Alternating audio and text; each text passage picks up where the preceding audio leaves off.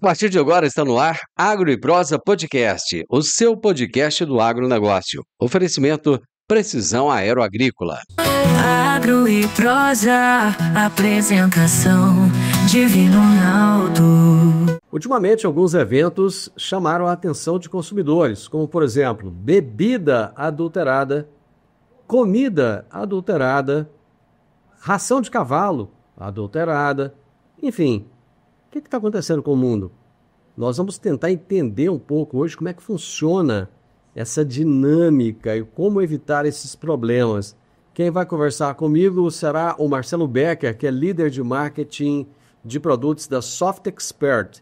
E o tema da nossa entrevista será o uso da inteligência artificial e da tecnologia na rastreabilidade de fornecedores de matéria-prima na cadeia de produção de alimentos. Marcelo, prazer falar com você, seja muito bem-vindo. Boa tarde, Divino, boa tarde aí a todos que nos acompanham.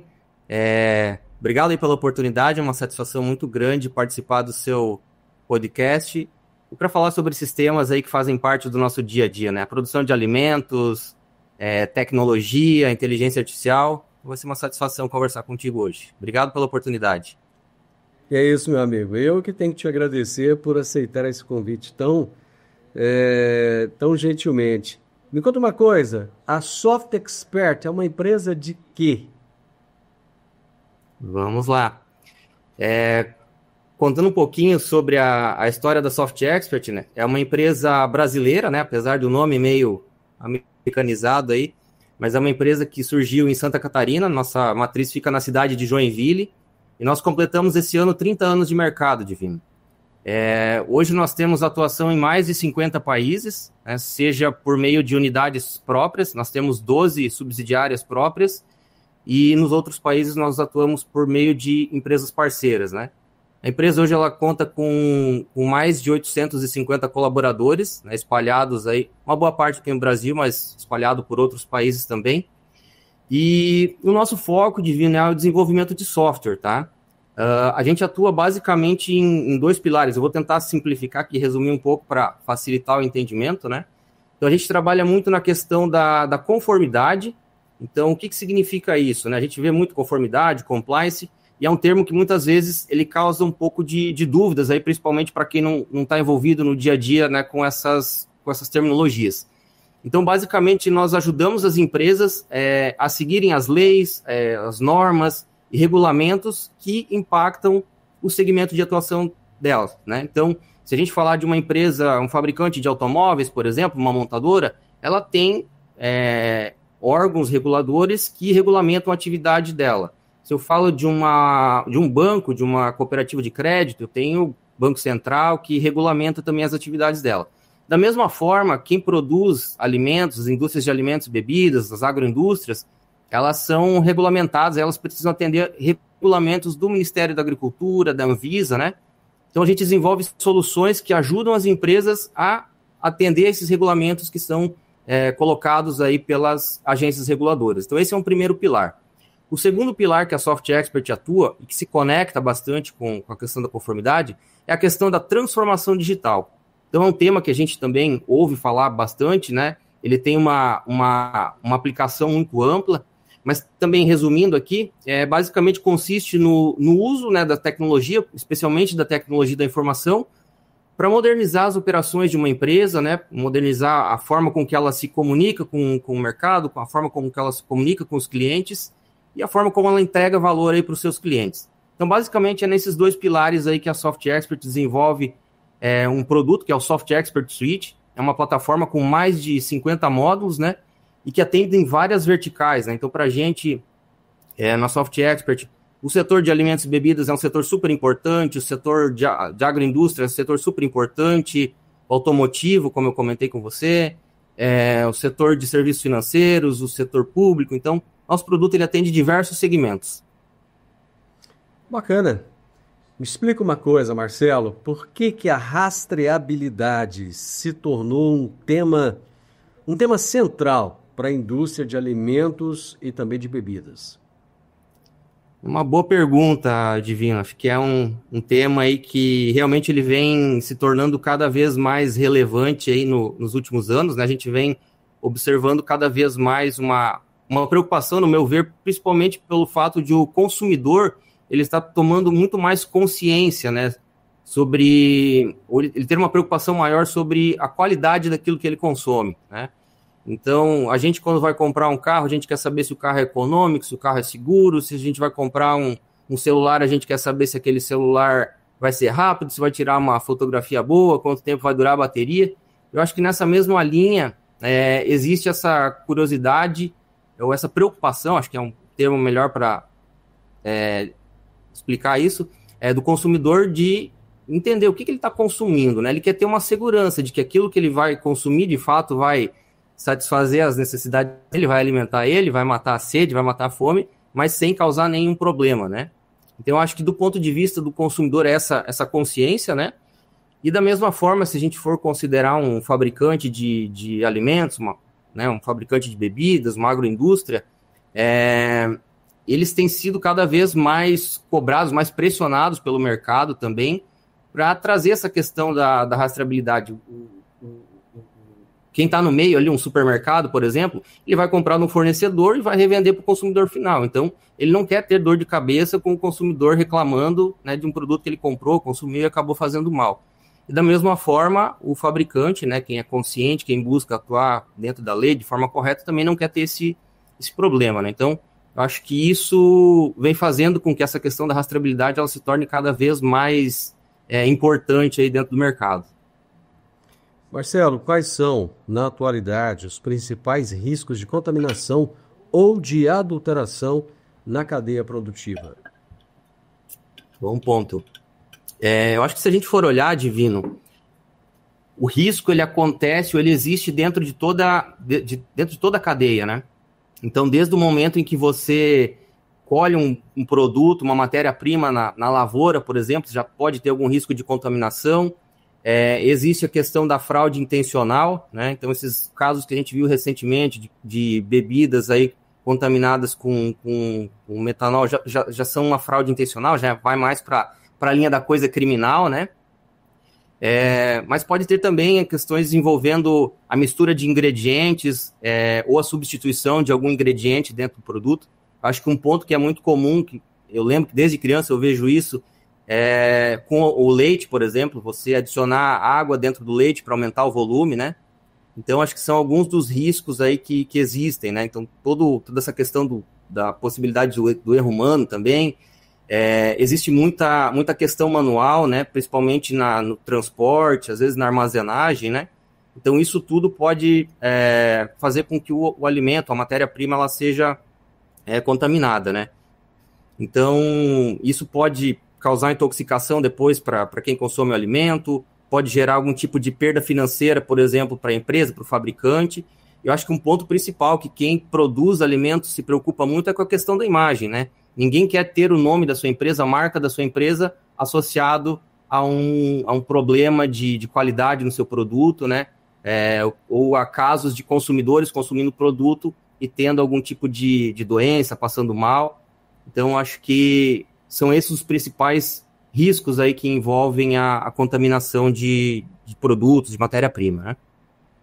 Você citou aí alguns episódios, e entre esses episódios estão, por exemplo, a questão do metanol, né, que foi um caso assim, que ganhou repercussão nacional. Nós tivemos um caso recente agora de uma pessoa que passou mal com água com gás.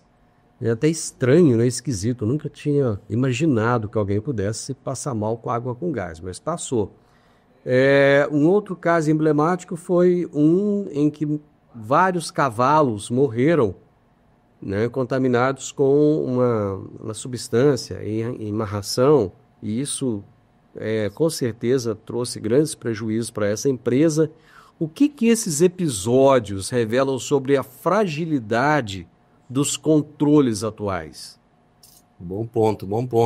Realmente é uma situação que gera bastante preocupação, né? Porque a gente não sabe, amanhã ou depois, a gente vê os casos na mídia, na TV, no jornal, mas amanhã ou depois podemos ser nós as vítimas desses episódios. Então gera uma preocupação de fato, né? Mas respondendo a sua pergunta, Divino, o que esses episódios revelam, eu acho que principalmente a fragilidade nos controles, né, muitas vezes, apesar de a gente ter muita tecnologia, muita ferramenta disponível, existem muitas etapas aí dentro desse processo de transporte, de armazenamento, que eles ainda acontecem de forma manual, existe muita intervenção humana, né? E a gente sabe que, por mais bem intencionado, às vezes, que o colaborador esteja, pode acontecer um erro, uma desatenção, né? Isso pode acabar contaminando o alimento, pode acabar contaminando a matéria-prima, né? Então, existe ainda, infelizmente, essa fragilidade. Outro ponto, acho que ainda existe, muitas empresas, hoje em dia, elas já contam com ferramentas digitalizadas, com ferramentas digitais, com algum tipo de software, por exemplo, para fazer esse controle, mas muitas vezes falta integração, né, entre essas ferramentas, entre dados, entre sistemas. Então, às vezes, você usa uma ferramenta, um software, por exemplo, para fazer o recebimento de uma matéria-prima, às vezes você até pontua algum incidente que aconteceu, alguma falha que você percebeu ali, mas às vezes, por algum descuido, essa matéria-prima acaba avançando, acaba indo para a produção. A pessoa ou a área, enfim, que manipula essa matéria-prima, que recebe essa matéria-prima, às vezes não tem essa visibilidade de uma forma clara, então às vezes essa matéria-prima acaba entrando em produção, né? E você vai ter um produto lá no final da linha de produção com problema, né? Então acho que são esses os principais pontos aí que impactam nesse sentido. Então, o ideal, né, que se tivesse alguma forma de ter isso tudo conectado de forma inteligente, de forma automatizada, eu acho que reduziria bastante a ocorrência desses problemas. Alta tecnologia, eficiência e produtividade no campo. Com a precisão aeroagrícola, você tem maior uniformidade na aplicação, sem amassar plantas e sem compactar o solo. Tudo isso com menor impacto ambiental e uma equipe comprometida com ética, respeito, inovação e resultados. Certificação em aplicação aeroagrícola sustentável, base em Catalão e pontos de apoio em Goiás, Minas Gerais e São Paulo. Precisão Aeroagrícola, sua aplicação em boas mãos. Acesse www.precisãoaeroagrícola.com.br. E a inteligência artificial, como é que ela vem sendo aplicada na rastreabilidade dos fornecedores e também dessas matérias-primas? Boa pergunta, Divino. A inteligência artificial, ela é uma tecnologia, ela já existe há bastante tempo, mas a dimensão que tomou aí nos últimos anos é uma coisa fenomenal, né? Eu sou da área de tecnologia e a gente estuda muito o quanto tempo que as tecnologias elas levam para ser adotadas aí em larga escala, e de longe, de forma disparada, aí a adoção da inteligência artificial aí nos últimos anos, ela aconteceu de uma forma muito rápida mesmo, né?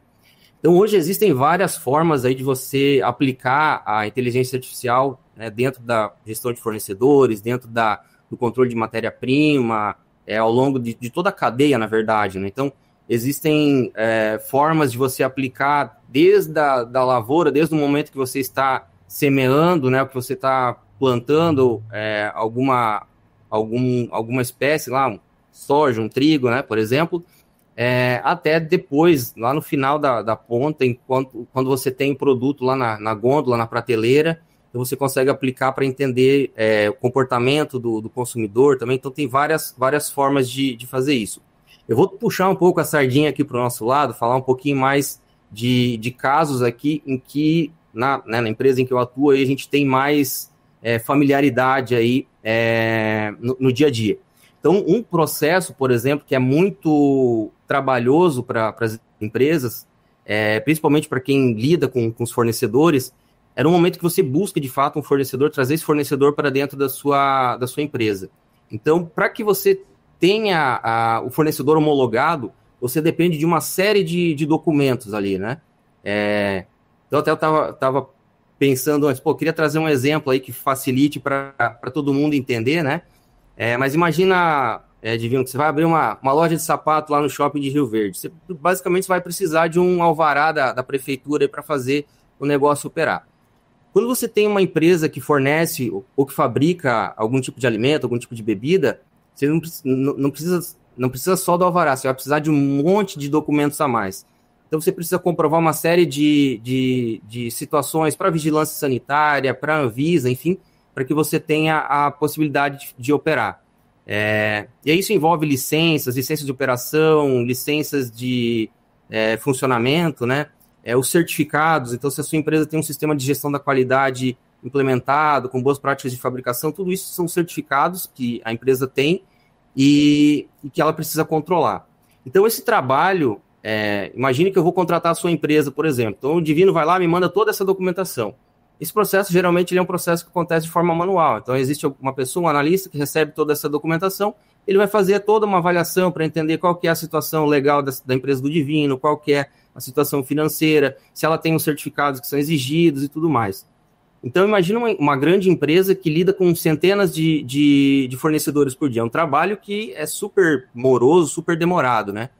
E a inteligência artificial, ela pode entrar agilizando esse processo. Então, você carrega toda essa documentação numa ferramenta e ela consegue em poucos minutos te dizer: Marcelo, a empresa do Divino está ok, ela atende todos os requisitos aqui, ela pode fornecer matéria-prima, ela pode fornecer algum tipo de insumo para você. Ou não, se tiver alguma coisa faltando, alguma informação que não está legal, ela já gera esse alerta também. Então, a inteligência artificial ela traz muita agilidade aí no dia a dia, né, nos processos das empresas, trazendo muito mais eficiência aí para as operações, né? Esse é só um exemplo, né? A gente tem, como eu falei, centenas de outras possibilidades aí para uso, né? Eu estava conversando recentemente com um cliente, uma cooperativa, né, do oeste do Paraná, inclusive uma das quais o meu avô é um sócio fundador. E hoje, quando eles recebem os frangos, por exemplo, que vêm do aviário, hoje existe uma pessoa fazendo a inspeção da carcaça do frango, né? Mas, hoje em dia, eles já desenvolveram uma tecnologia baseada em visão computacional que consegue fazer análise da carcaça de forma automática. Então, ela já foi definido um padrão, né? Então, o que é um frango, o que é uma carcaça que tá ok, que pode seguir para o abate? Então, se o frango tem algum hematoma, se tem algum machucado, alguma coisa, ele já tem uma outra tratativa, né? Mas, se tiver tudo ok, ele segue no processo normalmente. Então, é um trabalho que também hoje é feito por uma pessoa, mas a tecnologia ela entra trazendo muito mais agilidade. Então, esse operador, ao invés de ele estar lá olhando para a carcaça de frango, ele vai estar sentado depois atrás de um computador, operando, acompanhando o sistema. Então, trazendo muito mais agilidade aí para o processo como um todo, né? Marcelo, eu tenho ouvido de muitas pessoas uma preocupação em relação à inteligência artificial, no sentido de que ela vai tomar empregos, vai tirar empregos das pessoas. E eu gostaria de entender a sua visão a respeito desse assunto. Bom ponto, Divino. Bom, falando um pouco sobre a minha opinião sobre esse tema, eu acho que toda tecnologia, quando ela chega no mercado, ela gera um pouco de preocupação nesse sentido, né? Recentemente eu estava, inclusive, assistindo uma série que abordava a questão da chegada da inteligência artificial e tratava muito sobre essa questão de empregos, vai causar desemprego, não vai? E aí eu lembro que ele citou até um caso de quando surgiram os primeiros carros lá no início do século, lá pelos anos de 1900, 1905, por aí. Então existia uma preocupação que os criadores de cavalos, fabricantes de charrete, iriam ficar desempregados, né?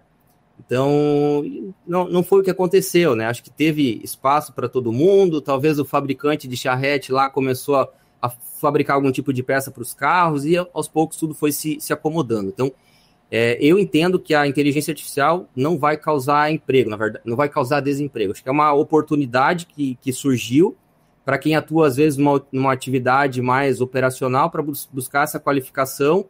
E como eu citei nesse exemplo aí da inspeção de carcaças, o colaborador que ficava lá em pé, muitas vezes avaliando a carcaça, ele não vai mais precisar fazer esse trabalho. Ele vai sentar na frente do computador, vai operar o software ali que controla a câmera que faz essa atividade, né? Então vai provavelmente atuar numa condição ali mais confortável, digamos, de trabalho, provavelmente vai ter um salário melhor. Então eu acredito que com o tempo aí é isso que vai acontecer. Eu não acho que a chegada da inteligência artificial ela vai causar desemprego, né? Acho que ela vai servir muito mais como uma ferramenta para as pessoas, né, utilizarem aplicarem na sua atividade para ganhar mais eficiência, mais produtividade. Você disse que a empresa de vocês tem uma atuação internacional, então eu imagino que não fica difícil de se fazer um comparativo. Com o setor brasileiro, ele está acompanhando o ritmo internacional dessa adoção de inteligência artificial na segurança alimentar? Boa pergunta. Eu acho que, né, eu vou responder também baseado aí nas experiências, nos contatos que eu tenho com os nossos clientes, né?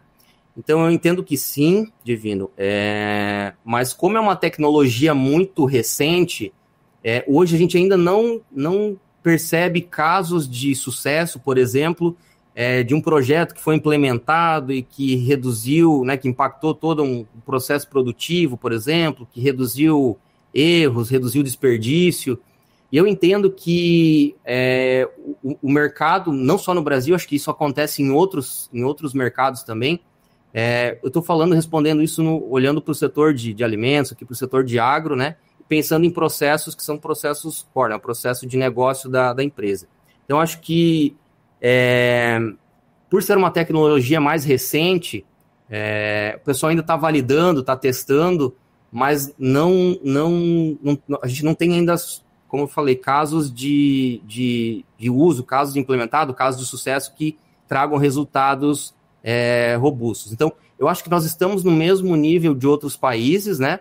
Mas existem muitos projetos piloto aqui que estão rodando, e eu acredito que em breve a gente tenha muitas novidades aí nesse sentido. A gente comece a receber informações por meio da mídia sobre alguma cooperativa, sobre uma agroindústria que implementou inteligência artificial em processos core e que conseguiu colher resultados. E eu comento, baseado nesse contato, né, novamente, que a gente tem com os clientes. Então, eu já vi alguns projetos piloto rodando bastante interessantes. Então, eu citei há pouco um que envolve essa questão da inspeção das carcaças de frango. Existe um outro projeto que eu achei muito interessante. Tem uma cooperativa que ela está desenvolvendo um aplicativo. Inclusive, ela desenvolveu o aplicativo com inteligência artificial. Então, foi um projeto de algumas semanas. Eles conseguiram o MVP, que a gente chama, né, que é o mínimo para o aplicativo funcionar, onde você tira uma fotografia de um pé de soja, de um pé de milho, por exemplo, e ela consegue conectar na nuvem, né, buscar dados em relação à expectativa de clima para aquela safra e tudo mais. E baseado nas características daquela planta, ela consegue te dizer esse período de plantio daquela planta versus o tamanho que ela está agora, se está dentro da média, se está abaixo da média, ela já consegue te dar uma estimativa de produtividade baseado na área, assim. Então, eu tenho muita expectativa de que em breve aí a gente comece, né, a tomar conhecimento de casos aí de uso da inteligência artificial nesse sentido. Acho que o futuro é bastante promissor nesse contexto. No mundo do agronegócio, informação é poder. E no portal agroeprosa.tv você encontra as notícias mais relevantes e atualizadas sobre o setor que move o Brasil. São análises, entrevistas com especialistas e tudo o que você precisa saber para se manter à frente no mercado. Do campo à mesa, agroeprosa.tv conecta você ao que realmente importa no agro. Acesse agora mesmo agroeprosa.tv e fique bem informado. www.agroeprosa.tv. A notícia do agro começa aqui. Voltando um pouquinho da questão que você estava dizendo anteriormente, às vezes o processo ele é perfeito dentro da indústria. Então, funciona tudo redondinho, tudo bonitinho, lá o alimento é produzido, ou a bebida é produzida, porém, existe a logística.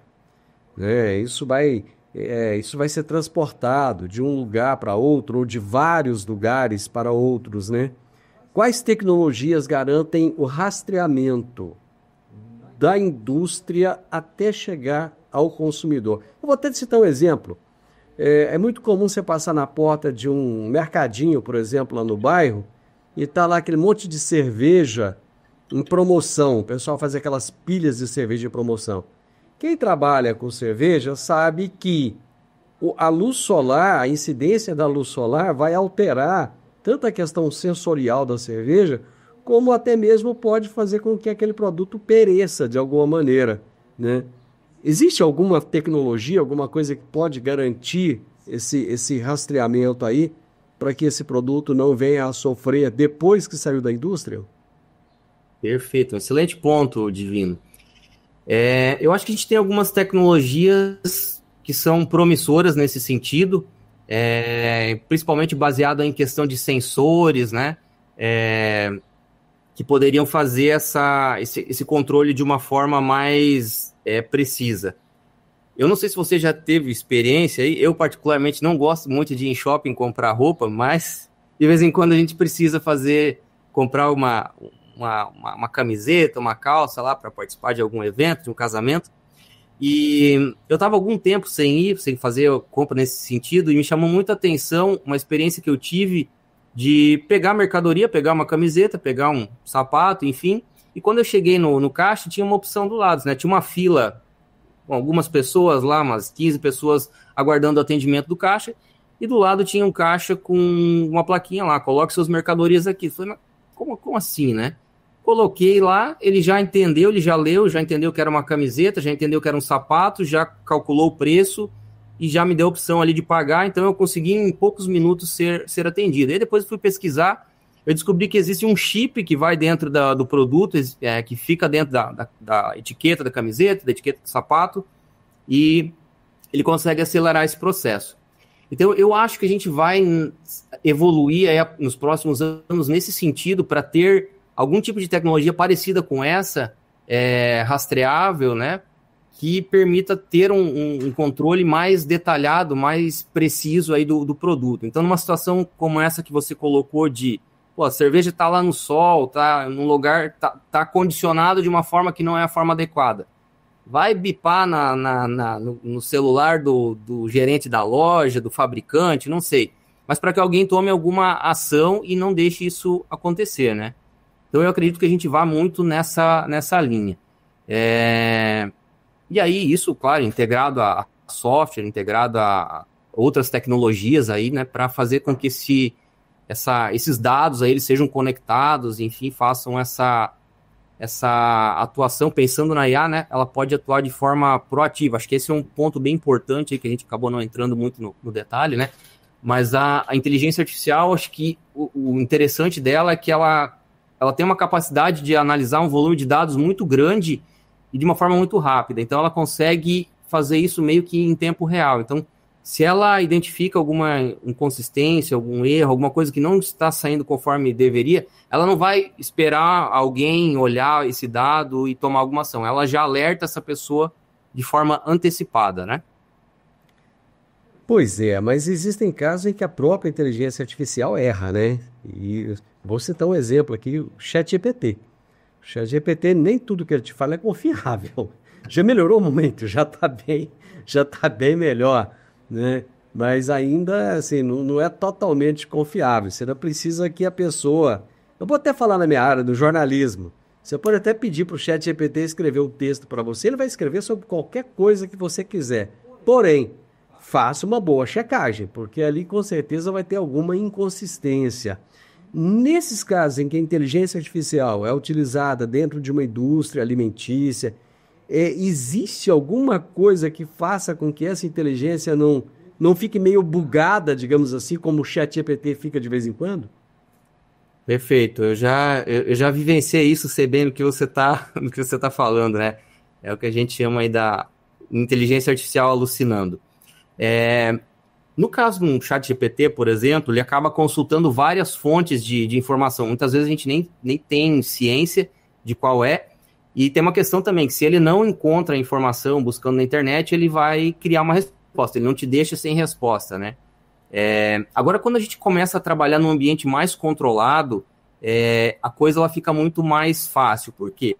Porque você consegue treinar a inteligência artificial para te dar respostas baseado em parâmetros aí que são importantes, que são viáveis para você. Então, você consegue evitar muito essa questão da alucinação aí. Por quê? Porque você vai ter um padrão. Eu preciso que ela me dê a resposta dentro desse padrão, olhando para esse conjunto de dados. Então, ela não vai olhar para fora daquilo, ela não vai buscar dados na internet, não. Ela vai te trazer respostas baseadas naquele conjunto de dados, nos parâmetros que são o ideal para o seu processo, em indicadores que são indicadores importantes para você. Então, ela vai olhar para dentro ela vai fazer uma fotografia, digamos, do contexto da tua empresa, e ela vai te trazer respostas baseadas naquilo. Então, quando você trabalha num ambiente controlado, é muito mais fácil, né? Na Soft Expert, por exemplo, a gente tem alguns projetos internos em que nós estamos conectando, tentar simplificar aqui, mas conectando a IA numa base de dados com informações que a gente tem que são reais, que são dados validados, enfim. E aí a gente vai lá, conversa com a inteligência artificial, então ela é muito assertiva nas respostas, assim. E quando ela dá alguma resposta que não é aquilo que você esperava, você consegue treinar, você consegue orientar ela, e ela vai aprendendo com esse feedback que você dá. Então, com o tempo, ela vai sendo cada vez mais assertiva, mais trazendo respostas de maior valor para o que você precisa, né? Tá bom, meu amigo. Eu acho que deu para a gente entender um pouco essa questão da inteligência artificial. Assim, por ser algo tão novo, eu acho que assim, as pessoas estão com medo, né? Até hoje, numa entrevista que eu concedi a um podcast, eu tava do seu lado aí, eu estava do lado de lá, nesse outro podcast, falando sobre o uso da inteligência artificial, até citei um exemplo. Eu lembro quando começaram a surgir as calculadoras, as escolas proibiam o uso da calculadora, porque a gente tinha que usar a tabuada, e a calculadora não era confiável, né? Quando surgiu a máquina de escrever, muita gente ficou relutante, dizendo que iria continuar utilizando a escrever a coisa à mão, né, no cursivo. Depois veio o computador, muita gente falou que não sairia da máquina de escrever. E eu acho que a gente está vivendo um desses momentos de transição agora. Marcelo, obrigado, cara, por esclarecer tanta coisa para a gente, por trazer aí uma luz nesse tema que está tão em alta, né? A questão da alimentação, das bebidas, e a gente entender um pouco como que a tecnologia pode ajudar. Obrigadão, viu? Divino, foi uma satisfação participar aí do teu programa. Obrigado novamente pela oportunidade. Conte comigo aí sempre que precisar. Um grande abraço. Show de bola, grande abraço, falando direto de Santa Catarina, lá de Joinville, o Marcelo Becker, que é líder de marketing de produto da Soft Expert. E nós falamos sobre o uso da inteligência artificial e da tecnologia na rastreabilidade de fornecedores de matéria-prima na cadeia de produção de alimentos. Se você gostou da nossa prosa, deixa o gostei aí pra gente, deixa o comentário, compartilhe com um montão de gente e não se esqueça, se inscreva no nosso canal. Um grande abraço para todos vocês e até a nossa próxima prosa. Tchau, tchau. O podcast Agro e Prosa tem o objetivo de falar do agronegócio de forma fácil, simples e descomplicada. Diariamente conversamos com os maiores atores do agro e abordamos os mais diversos assuntos de interesse de produtores rurais, técnicos, pesquisadores, profissionais da área e simpatizantes do agronegócio. Se você gosta do nosso podcast, então você pode nos ajudar. É muito simples. Basta seguir-nos nas principais plataformas de streaming e também no YouTube.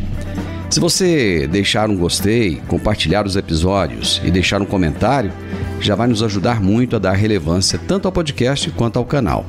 E o mais importante de tudo, nos siga para receber notificações de novos vídeos e episódios. Um grande abraço para você e até a nossa próxima prosa.